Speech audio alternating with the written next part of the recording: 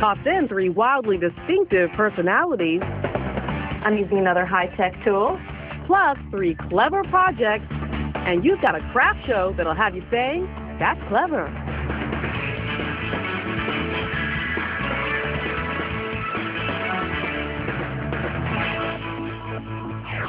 Hi, I'm Angela Martinez. Welcome to That's Clever.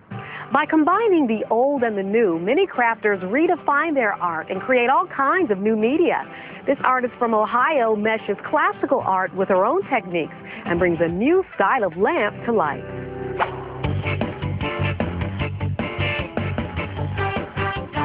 Hi, I'm Jaime Frechette, and I live in Cincinnati, Ohio. I make lamps, and I love my shades.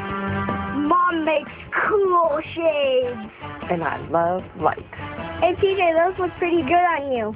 Those do too on you, dude. Today, I'm going to make this plique jour lamp.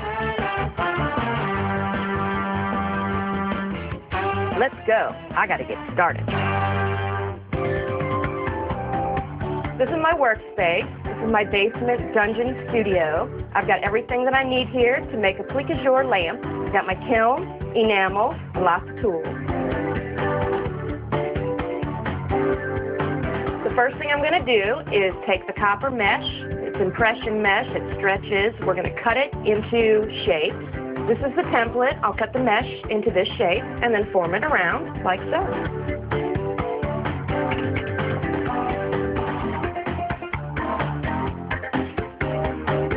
The lamp that I'll be making has 5 shades, but I have hundreds of shades.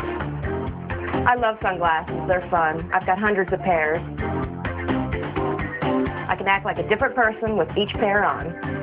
Mom, these are my road glasses. Work glasses. Diva. These are my movie star glasses.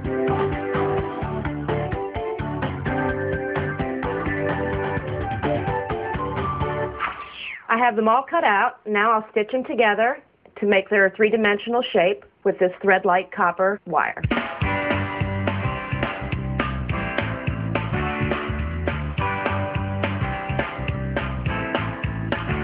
I can't see. The white background kind of helps a little bit since this wire is so thin. I'll do this for all 5 shades. Continue sewing all the way to the top. Just a regular stitch, pull it tight, and then snip off the end. The shades are going to be a floral shape, where the flower looks like it's kind of opening. It's actually the only flower that I can get to grow. This is a classical style of plique jour. You'll fill the wires up with the enamel in each of the different cells. Takes a lot of time, so came up with using the copper mesh.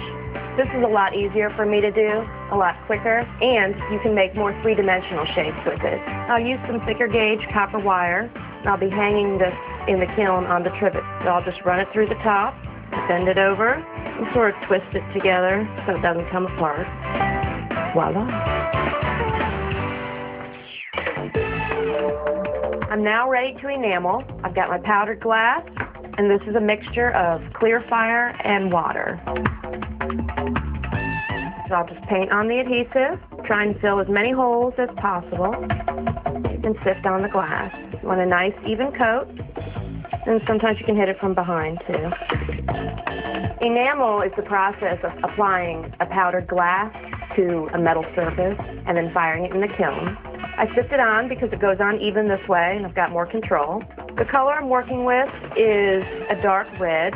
Right now it doesn't look red, but when it comes out of the kiln and it's actual glass, it'll look more red. I'll do this for all 5 shades.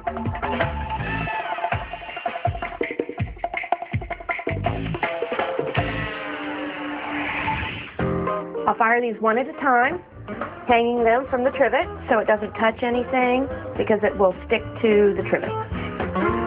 My firing fork, I'll put it in the kiln at about 1500 degrees for about 30 seconds.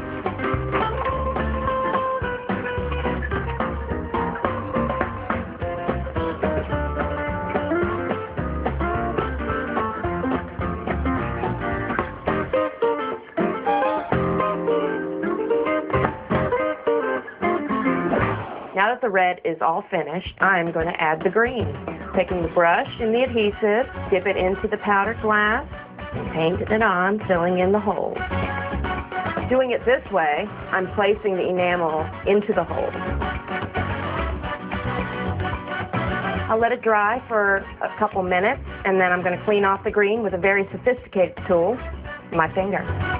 Using my finger helps get it into the holes really good and get the excess off. I've added a few more coats of the green enamel and fired. Then I filled in the rest of the holes with the dark gray enamel. I'm finished firing, and now we're ready to assemble. Here's the lamp base. I bought this at the store. It's got 5 arms. Kind of playful, will go great with the shade. What I've already done is I got a copper disc, drilled a hole. Using a jeweler's saw, I cut out the circle, counter enameled, and enameled the front with the same color that I used in the shades.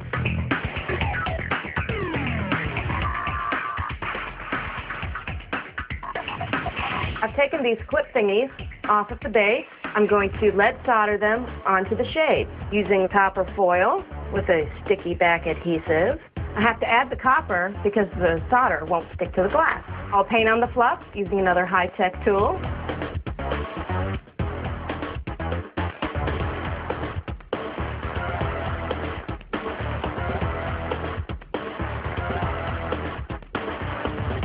Now that I've got the clip thingies soldered onto the shades, I'm going to snap them onto the base with the light bulbs already in.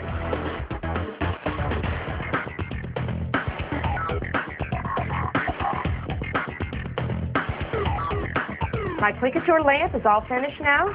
I'll take it upstairs and it'll light up my living room. Do they match?